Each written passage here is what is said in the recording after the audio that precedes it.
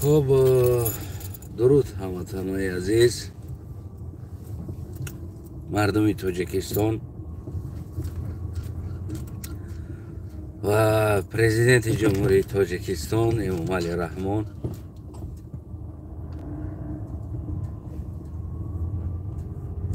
عید براتون مبارک باشه با کل مردم. روز پرزیدنت امروز دوران مردم جشن میگیرن روز پرزیدنت. اولین روز پرزیدنت شوی امامعلی رحمان در تاجیکستان.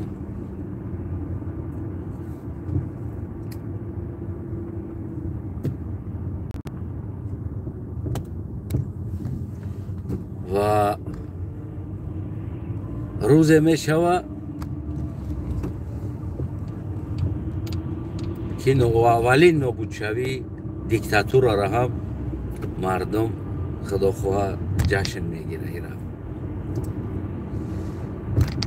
و این روزها دیر هم نمونده است. این هم برای کدام نصیب می شود دیدن و کدام دیگر ده نصیب نمی شود دیدن. یعنی کدام هست یا کدام دیگر نیست. روزی می شود می بینن نابود شوی یعنی دیکتاتورای تاجیکستان. همین روز پرزیدنت با مردم یک سوال میخواستم بگذارم، بعد از او بگیم که چخ کنیم.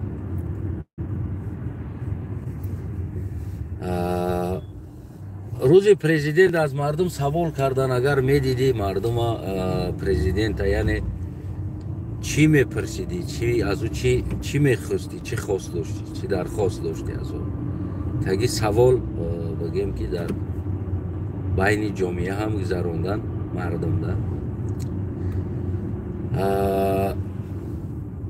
عجیبیش ای است که در حالت مردم میگه که اینترنت سست هست. وقتی پرسون میکنن میگفتی در پرزیدنت هم میگن که نمیگه ای مسئولیت پرزیدنت نیست این کار. و سوال میکنن سوید نیست، میگه که نه مسئولیت پرزیدنت نیست. یا میپرسن دیگر چی کم بودی اورا. و همه وقت جواب آدم ها یعنی که این چیز مسئولیت پرزیدنت نیست گفتگی جواب میشه. من همین مردم دا یک سوال دارم. همین آیا شما میدونید مسئولیت پرزیدنت چی است؟ یعنی که پرزیدنت در چی باید جوابگو باشه؟ همین سوال دا من میخواستم واقعا جواب بگیرم. واقعا میخواستم جواب بگیرم در حالتی که همین پرزیدنت چی دا جواب میده در همین تاجیکستان. اینترنت دا جواب نده، سوید دا جواب نده، او دا جواب نده. خب مشکلی های تاجیکستان دا جواب نده. 10 میلیون بگیم 3 میلیون مهاجر بودن مردم ای بی خدشون باشه که یا مهاجر شدن. یعنی که اینجا پرزیدنت گناهگار نیست. من در همین سوال عموما جواب گفتم نیافتم که همین مردم تصورات شونده چی باشه. همین پرزیدنت وقتی انتخاب کردی آواز دادی یعنی میدونستی که همه آدم چی ها دا باید جواب بگه. یعنی جوابوی چی ها هست. همین پرزیدنت چی دا جواب میده، چی را تویچت میکنه. من همین را میخواستم از مردم فهمم، برای آنکه دویمو تمامی کمبودی که در وطن در بین همه ملت میشوه در تاجیکستان میشوه، مردم میگن که پرزیدنت جوابگو نیست در این چیز. در اینجا خط پرزیدنت کدامیش ده جواب بده گفتگی بگیم که همون اندیشه یا فکر دارن مردم. برای من میخواستم همه مردم بفهمم که همین مردم یه بار میگفتن که همین پرزیدنت عموما در چی جوابگو است؟ یعنی وظیفه پرزیدنت چی است اصلا خودش؟ چی است؟ چی باید اجرا کنه؟ کدام کارها را باید اجرا کنه؟ و بعضا انسان ها قطعی گپ میزنی میگه که اطراف پرزیدنت جزیر هست، یعنی که این برای همون پرزیدنت یعنی که کاروش پیش نمیره. یعنی همین ответственно از گردن یعنی همون کمبودی ها را برای گرفتن از گردن پرزیدنت مردم گناه را در همه میزنن، یک بار یک گناه را در کلای پرزیدنت نمیزنن که نمی واقعا هم این نمی زندانی ها میگه خود چون گناهگار هستن زندان شدن، میگه خود را از سود او را پستوید کردن، او را دیگه کس کردگی است، اینجا پرزیدنت جوابگو نیست میگن. همین را یک همون طرفدارای ممالی یا که دیگر انسان هایی که در مفکوره مردم همین کلمه ها را میکورن که عموما پرزیدنت هم ندارن. خب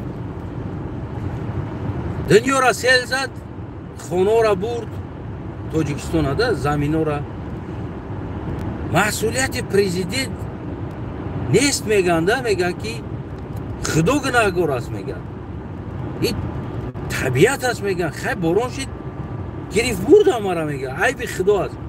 حتی که این مردم تیارن گناه را در کلای خدا بزنن، نه در کلای پرزیدنت. نه پرزیدنت جوابگو است. 30 سال میشود ما هیچ نیافتیم که همین پرزیدنت جوابگوی چی هست اصلا خودش.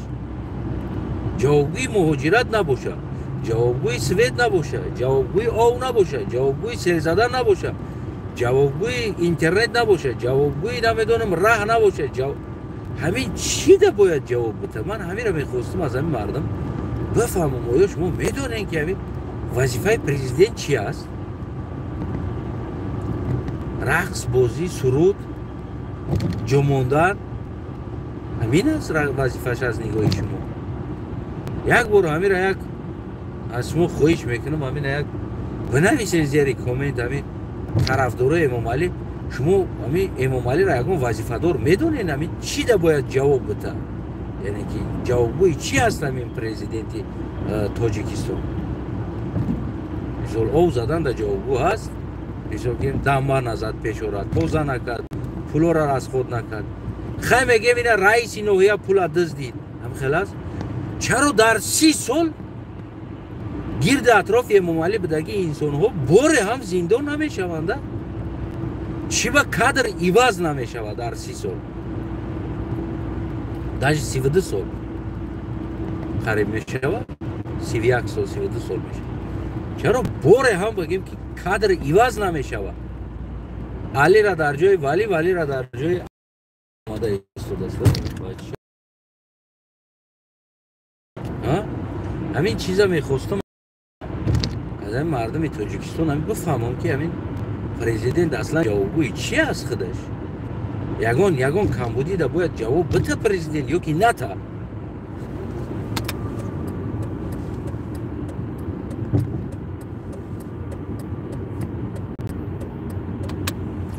رویل قاعده راه ترسه ها همی است. وقتی که از پیش تو میبینی خطر است، ماشین منشید یگان حالت شده ایستاده است، برای آگاه کردن از قفات باید اورینکه را گریان کنه که یعنی پیش او دیده نمیتونه از قفات اومد ایستگی، یعنی پیش تو خطر داره، باید این را اتوماتیک بگیم که پرویل راه هست گریان کنی، برای اینکه تو که قفا بودگی بدونه که بس که پیش خطر است. در تاجیکستان ما فقط اورینکه را در همون تصورات چون اوارین اسلو چیده یعنی من میکنی که همون حالت در گریان کنی، نه رفته استی تیز رفته استی، بسم الله 80 رفته استی، 60 رفته استی، 100 رفته استی. وقتی پیش تو بدگی تو میبینی خطره، برای قفا را آگاه کردن تو اورینکه را گریان کنی باید. و قفا بودگی با قفا دا گریان میکنه، قفا بودگی قفا دا گریان میکنه، یعنی که پیش یگان حادثه هست. در حالت مثال منع کردن ماشینشون رشاتشون بگیره، نه اینکه ترس که من کنی و بگوی که خب پیش نیتری بود اقفات بیام بزنند بعد بگن که ای بیو ای اقفام اومد زد. ببینین عادی ترین چیز است. مثال در اروپا در تاجیکستان ما این چیزا را مثال автошколаҳои мо дарс наметан, сабабиш ки ҳамон мефурӯшам правара, пул кор мекунам, фақат пул кор кардан аст дар Тоҷикистон. мани мегӯям ку давай мегӯям пула биёр самоглавни дигар ҳамаш ҳал мешавад. баъд ҳаминҷа меоянд ҷавонои мо бисёр, ман шаво ягон ҷо раҳ бигардам бисёр мебинам, бовар кунед ҳамин ҷош ӯ нигоҳ намекунад уҷа двойное сплошное мумкин аст, мумкин нест гаштанаш. ҳамин 200-300 метр болотар разворот иҷозат аст, яъне гаштан. ҳамон 200 метр боло рафтана хишшон наметавад, 300 метра ҳамин ҷошдаку тов метавад, ҷошда тов метавад. бисёр хатар ҳай мекунанд мардами мо. ман воқеан ҳамин дигар ҳама мебинем ки ягон основной Toyota Prius зиёд аст дар такси. ҳамин мардимоне ки як қонуни дигар аз инҷа қабул карда истодан, хушхабари дигар барои мардами Азия аст, яъне ки ҳамон тарафҳои меомадагӣ. ана барои кор кардани ин кишварда ронанда бояд биёй, вақти омадӣ ту таксикор карданӣ дар инҷа мераи мехони праваи иҷара мегирӣ, набоша кор кардан наметавонӣ. яъне ҳамин қонуна дида истодан дар инҷа бояд ҳамин кора кунанд. ӯ рӯзан дар телевизор дар ҳамин масъала бисёр гап заданд ки слишком бад аварияҳо зиёд шидагӣ аст. баъд бисёр наворҳоеро нишон доданд, камераҳо ки ҳамин нарушени қатъӣ бисёр ҳай мекунанд. дар ҷое ки мумкин нест аз паласа алиш кардан, сплошной аст, алиш мекунанд, мегзаранд. бисёр ҳолатҳои хатара биёранд дар болои ҳамон чиз дар мера. барои ҳамо гуфтанд ки мо қонун бояд қабул кунем ки бояд омадан бихонанд дар инҷа, праваи худшон беста дар худшон, аммо бихонанд дар инҷа барои кор кардан праваи полшагӣ дошта бошанд. яъне ки ин давлатҳо ҳам бигем камака фаҳмиданд ки мо ки будагимона. воқеан ҳам ино нав фаҳмидаист, нав хит карданд ки будагимона ва ино кор мекунанд. яъне бибинед ино кор мекунанд. ино одама бигем ки мутобиқи шароити худшон меомӯзанд. ҳамин аварияҳо дам президента гунаҳгор карданд. аварияе ки тоҷику, узбеку, қазоку, қирғизу, армяну, азарбайҷан омада инҷа авария кардан, президента гунаҳгор кардан. ҳаминҷа барои аварияи тоҷик хеста гуфтанд ки мисол айби президент аст, мо қонун пешниҳод кардем, қабул накард, бояд мо ёра инҷа бихононем. дар инҷа омадан биёям бихонанд, ҳам даромад мешавад, яъне буҷаи давлатда барои чӣ, барои омада хонданаш фалон пул аст, важдениҳош фалон пул аст, экзаменаш фалон пул аст, ҳама ёра метан мегзаранд. мисол мегирем инҷа барои мо даромад мешавад. ва депутати дигариш гуфт ки агар одам зиёди бад шава успед накунанд, ин вуҷуд ба коррупсия оварда мерасонад. мисол гирем уно ки депутат гуфт ки уно минтақаҳои худшон, давлатҳои худшонда ин чизҳоро хариду фурӯш мекунанд. агар ки одам бисёр шид успед накардан, шояд пул предлагат кунанд, баъд яъне ки дар мо вуҷуди коррупсия пайдо шавад. гуфт ки ин боис шида наметавонад ки мо қонуна қабул накунем. мо бояд жёстка контрол кунем, яъне фурӯхта нашава, пул қатъи экзамен нагиранд, контрол тамоми ҷоро жёстка контрол мекунем, биёян ҳамихел бигиранд. бисёр чизое ҳаст ки мисол гирем дар оддитарин чиз воқеан ҳам президент гунаҳгор гуфт, бояд президенти тасмиморо бигирад. аммо дамо дар миллат свет нест, президент гунаҳгор нест. аммо дамо дар миллат ов нест, президент гунаҳгор нест. аммо дамо отопление нест дар миллат, президент гунаҳгор нест. як ҷора ов мезана, худо гунаҳгор асту президент гунаҳгор нест. медонед то куҷо мағзи сари мардум ҳам хел овардагиянд همه خیلی تربیه کردگی مردم که یگان چیده پرزیدنت گناهگار نیست، حتی که از قانون پرزیدنت بالا است. یعنی که قانون جمهوری تاجیکستان پرزیدنت سود کردن نمیتونه، پرزیدنت گفتگو کردن نمیتونه، جنایت پرزیدنت آشکار کردن نمیتونه. نه تنها پرزیدنت بلکه اولاد او را قانون حق نداره تفتیش کنه، حق نداره سود کنه، حق نداره او را دلای جنایی کنه. عادی ترین خسر بچهش بازار مردم از زد کشید گیریم، گو نومرد باشیم زنده باشیم، گو میریم جنوب دا جلب میکنیم، گو برای کدامی دا جلب میکنی، جلب کدام بگی. یعنی که منوش که من زدگیم لو بویشه برای چیکار میکنی کدام بگی. نفهمی نمیرم. عادی ترین چیز، عادی ترین او را هیچ کار کردن نمیتونه کنه. برای همین سوال در همون طرفدارای امام علی شما جواب بده و بنویسین که مسئولیت پرزیدنت چی از خودش اصلا. همون فکراتون رو بنویسین طرفدارای امام علی رحمان که در چی باید جواب بده. فقط همین زندان کردن، رقص کردن ده، فرمان دادن ده. اما در کمبودی ها کی جواب بده باید؟ نه کمبودی ها ده کی جواب بده؟ به آبی، به سویتی، به اتپلینی، اینا آو زده رفتنی مردم سیل آمده مثال او جورا دنبه نکردن، پیش رش نگرفتن. اگر در این دولت اگر همین سیتواسیا شود بو آموزان که همون جرا باید دنبه میزدن، دنبه نزدن، رئیس همون ولایت همون منطقه مثال گیریم، رئیس همون و همون حالتهای فوق العاده رهبراش بخدا سود میشون میرون، سود میشون میرون. نیکی ببینید کم از اولاد رحمانوف تعلق به دامادای دخترای رحمانوف داشته، از میار زیاد بار کرده، ترمزاش کنده شده، اومده نیمی مردم ها کشت رفت، نیمی مردم ها کشت رفت. خدا گناهگار شد و حکومت نیده بور کدگی آدم نه، فیرما نه، هیچ که گناهگار نشید در اینجا. نه که اما خدا گناهگار شد. برای چی؟ خدا خواستی را، یعنی خدا خواست بکشه مردم ها. عیب خدا است، عیب امام علی نیست، عیب فیرمای داماد امام علی نیست، عیب از میار زیاد بار کردن با پریچپ قطی زدن یک ماشین اون نیست.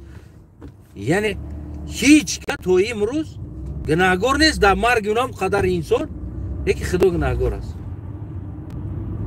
یکی خدا گناهگار است. یعنی این عقیده مردم تاجیکستان است.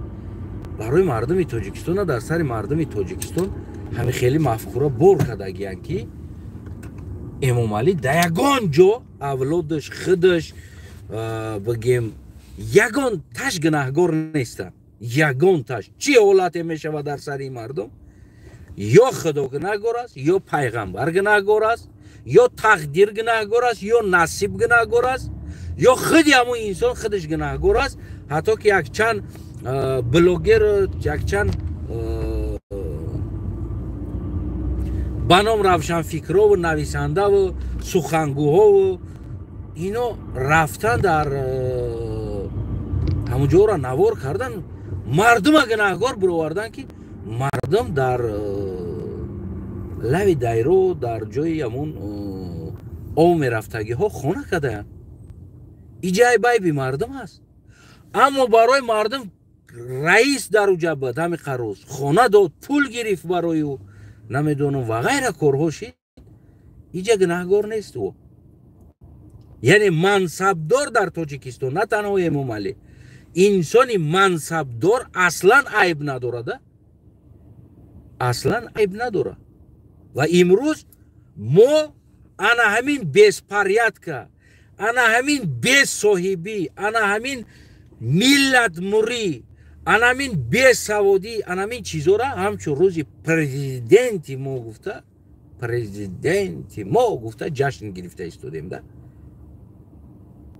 امروز روزی ماتم است در اصل بگیریم، امروز روزی دردی ملت است، امروز روزی اسارتی ملت است در اصل بگیریم که ملت امروز اسارت غلطید، اسیر شدن در یک گروهی قاتلان، بی‌صاحبان، ملت کشان در اینا اومدن مردم اسیر شدن و امروز این روز هم چه روز پرزیدنت گفته جشن گرفته ایستادن، رقص کرده ایستادن، پرد گذاشته ایستادن، مردم در اسارت خودش خرسندی دارن که ما اسیریم، ما غلامیم و آینده اینه بچه‌ش با بالای سری ما میاره میمونه، ما دیگر همون بچه‌ش در غلام میشیم، نه بیرش در غلام میشیم.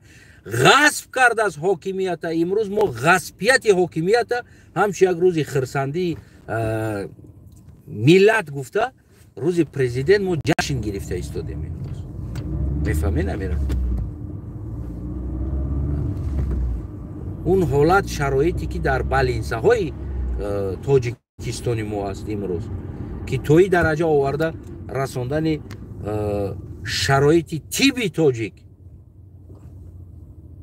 دخترها گرفته رفتن از تاجیکستان، مشکل تاجیکستان امروز ما بگیم که همچون روز پرزیدنت گفته روز اسارت خودمونه جشن داریم، جشن داریم، میرقصیم، پرد بگذاریم و کدامی هم با کدامی دیگر سوال دادن نمیتونه که همین پرزیدنت مسئولیتش چی است اصلا خودش؟ میدونین نمیره شما بگین که چی مسئولیت داره؟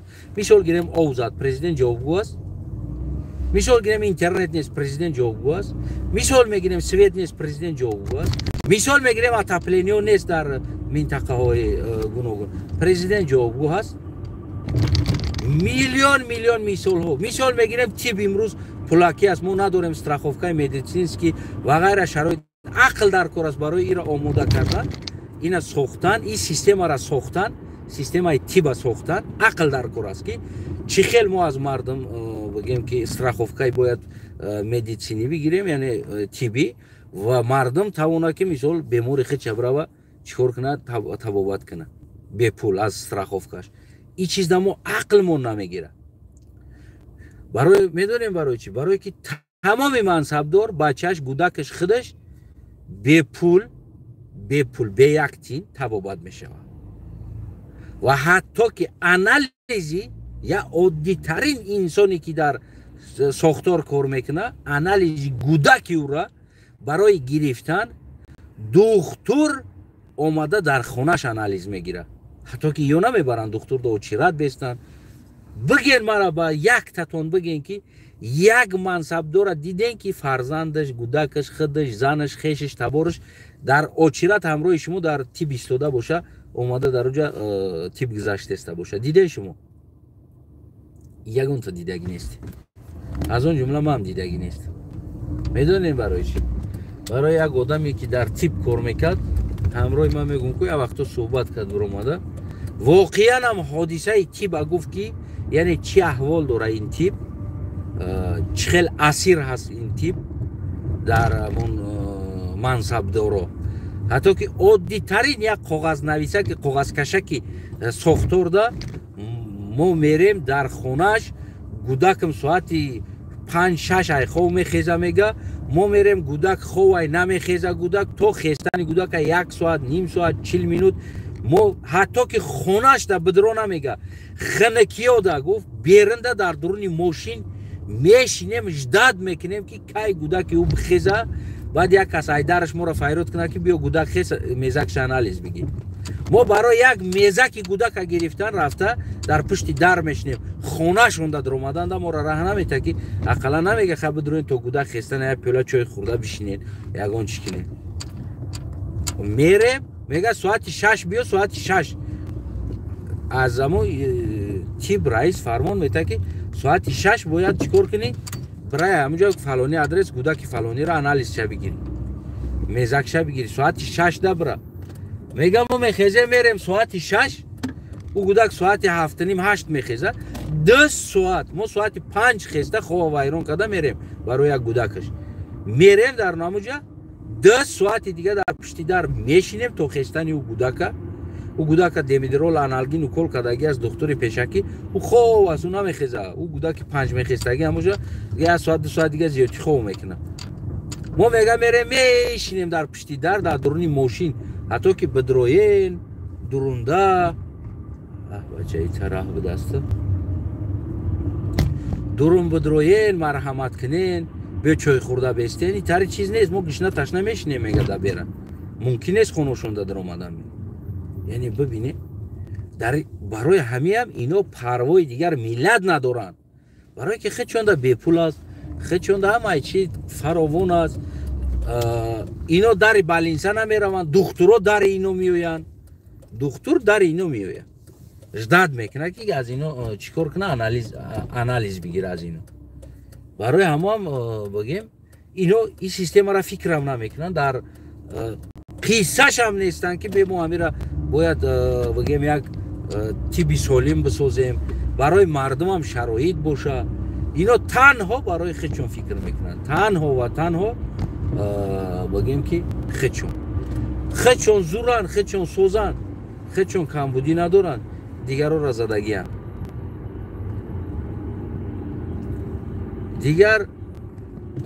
دیگر بگیم دیگر انسان ها انسان نیستن برای اینا و در همین کمبودی ها پرزیدنت جوابگو هست یا نیست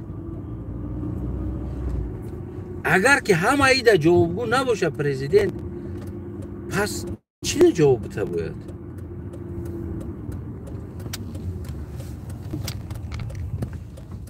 پس پرزیدنت جوابی باید چی را بده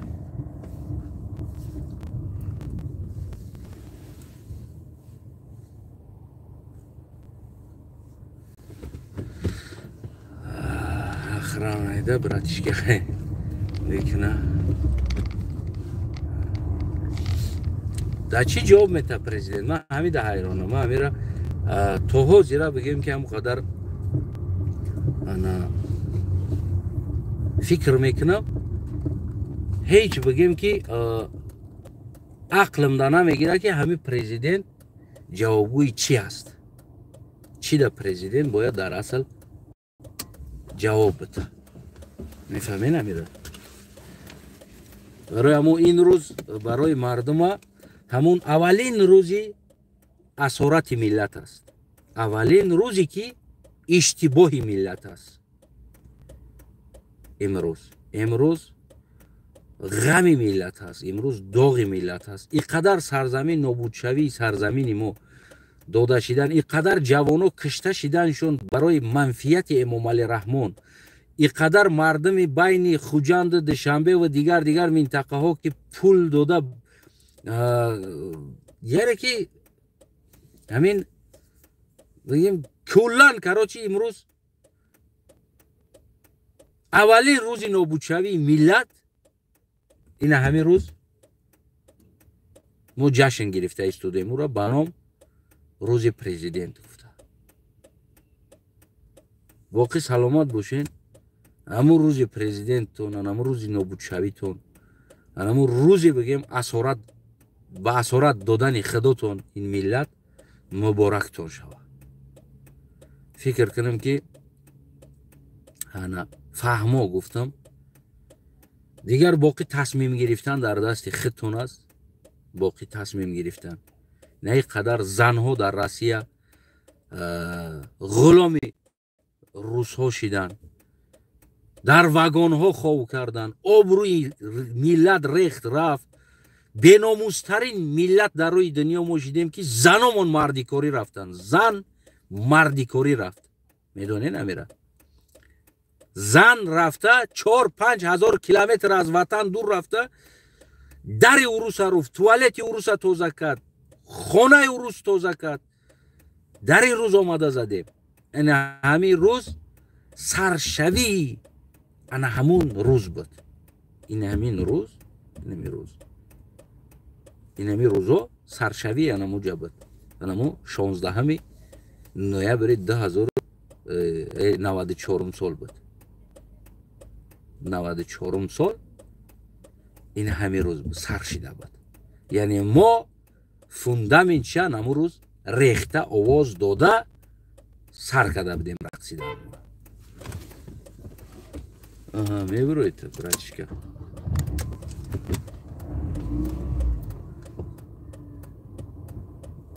هیچی نمیفهمه، ایش میبروه بیا بیستای.